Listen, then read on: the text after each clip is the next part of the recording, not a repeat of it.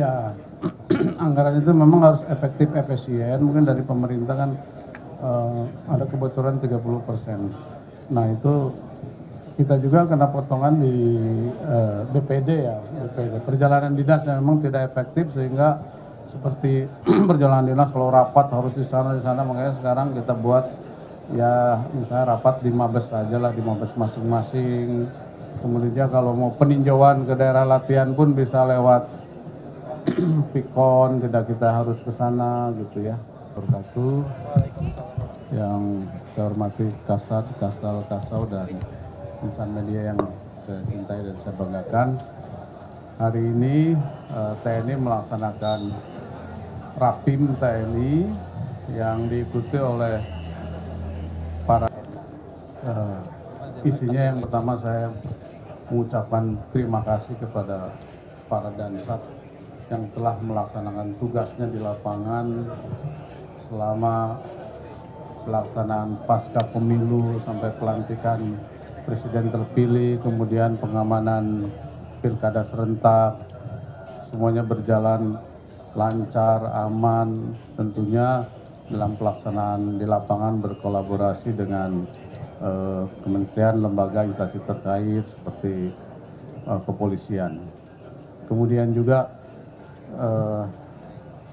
saya mengevaluasi pelaksanaan tugas yang dilakukan oleh kita TNI selama tahun 2024. Kita sudah mulai dari bidang intelijen, di mana intelijen nanti pengawasannya, pelaksanaannya mulai terpusat oleh BAIS yang terintegrasi sampai ke intel-intel yang ada di satuan bawah. Kemudian juga di bidang operasi kita melaksanakan beberapa operasi di perbatasan.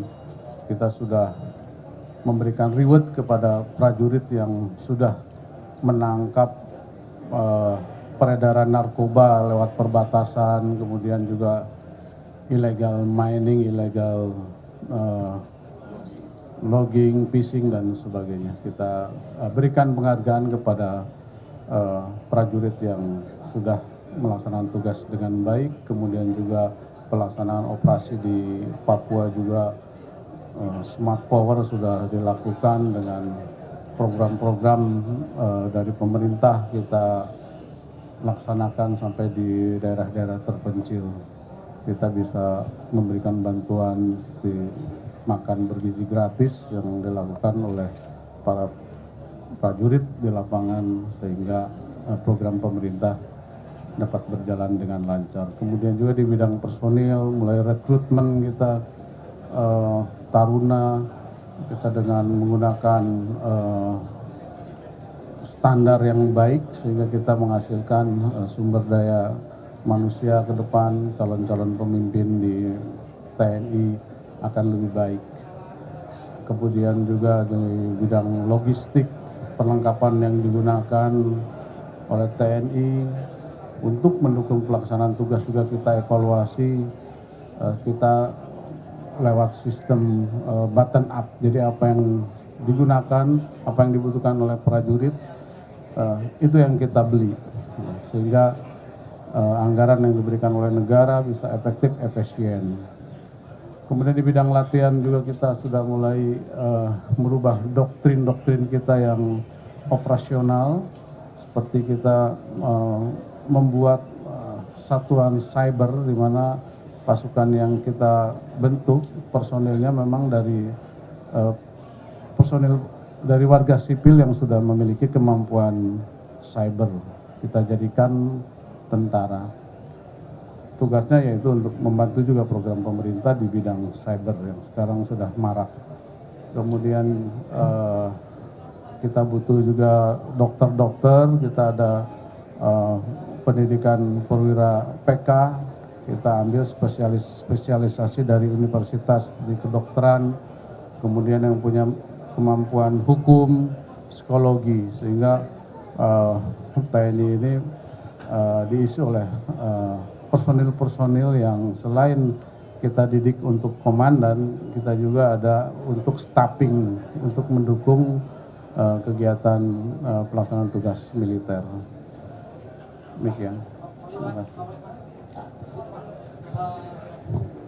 Ini sebenarnya doktrin persisnya seperti apa sih Pak, dan proses penggantian doktrin ini akan membutuhkan waktu berapa lama hingga akhirnya bisa benar-benar efektif dilakukan? Itu pertama Pak.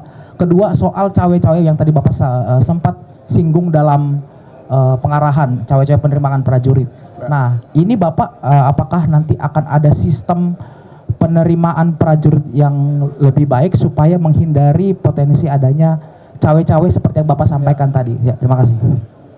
Yang pertama tadi doktrin ya. Kalau doktrin itu berdasarkan perkembangan lingkungan strategis. Misalnya kalau dulu kan perang itu masih tradisional, belum menggunakan seperti sekarang kan menggunakan drone yang kamikaze, pakai AI untuk membunuh orang, itu tinggal pakai setel aja drone wajah seseorang, dia bisa mengejar ke sana. Nah, itu ya kita menuju ke sana. Jadi doktrin kita, misalnya infanteri yang dulu mungkin infanteri jalan kaki, sekarang itu infanteri sudah menggunakan kendaraan mekanis gitu. Itu untuk darat, untuk mungkin untuk lautnya submarine, kapal selamnya juga mungkin yang canggih, bisa jelajahnya di bawah laut, bisa lebih dalam, lebih jauh, lebih lama. Kemudian angkatan udara juga yang lebih canggih dari beberapa negara yang kita pesan.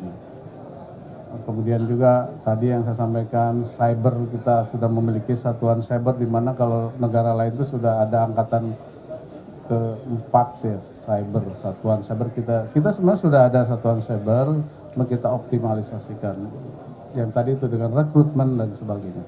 Kemudian rekrutmen dari taruna-taruna, memang sekarang udah sistemnya menggunakan sistem merit system ya. Jadi akademi pun sudah menggunakan computerized. Jadi kita tidak bisa cawe-cawe, misalnya kasih tahu dia 1 tambah 1, 1. Jadi lihat kalau dia ngetik salah ya salah gitu. Sehingga nanti keluar sistemnya, oh si A ini bagus, ya masuk gitu. Secara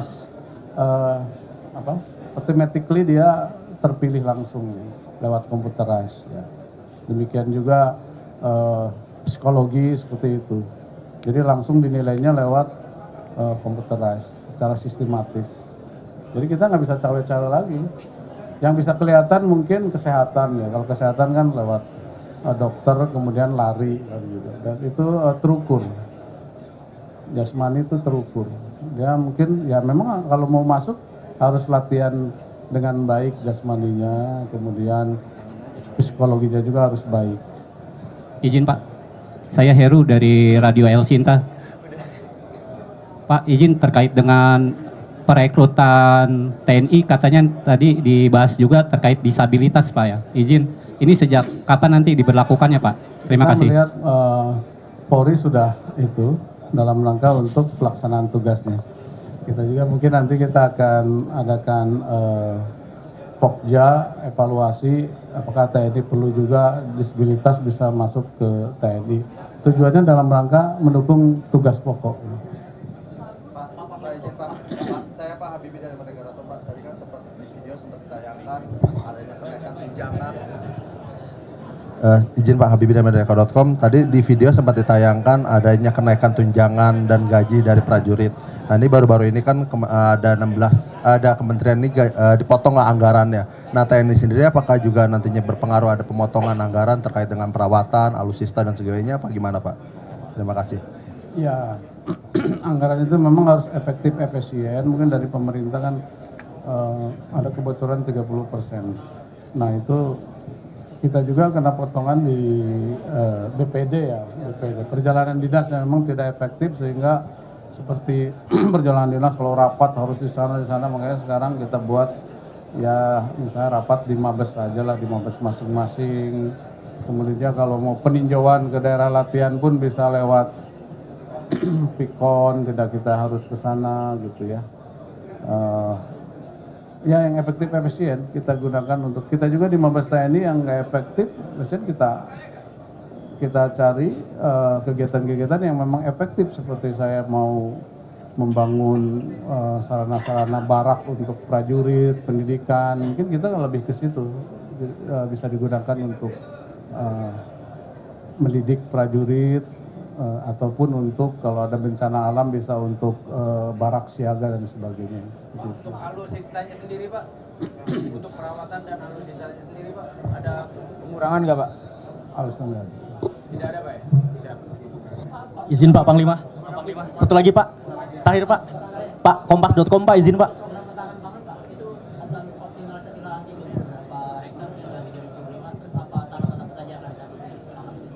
Kita program pemerintah kan ada 1 juta hektar di Wanam, kita ikut di situ. Kemudian juga tiap-tiap kodam ada lahan tidur, kita tanam khususnya beras, ya, beras.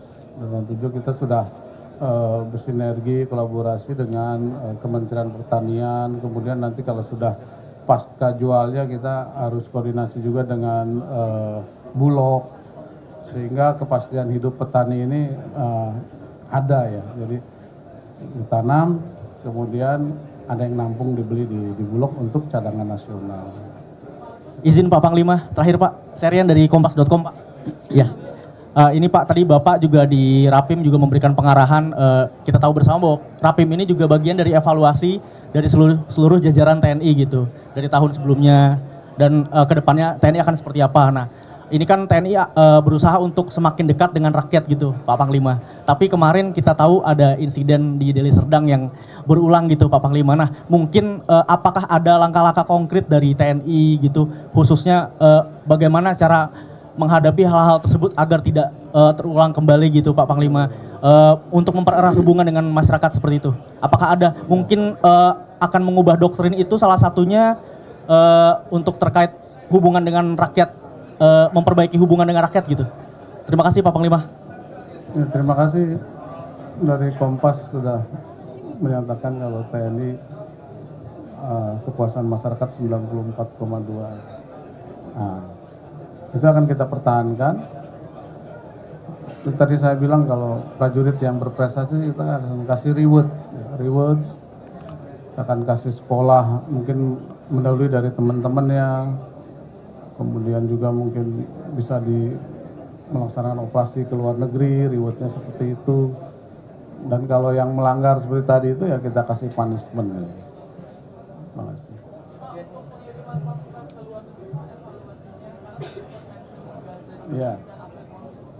Ya, kita ada rotasi. Kita rotasi satuan-satuan yang dinilai baik. Biasanya satuan yang melaksanakan operasi di dalam negeri baik, dinyatakan baik, dia berhasil, bisa melaksanakan tugas dengan baik, teritorialnya baik, itu akan kita berangkatkan ke UN. Oke, makasih ya. Assalamualaikum warahmatullahi wabarakatuh. Gak sempat baca? Dengerin aja. Klik icon text to speech, gak pakai ribet di okezone.com.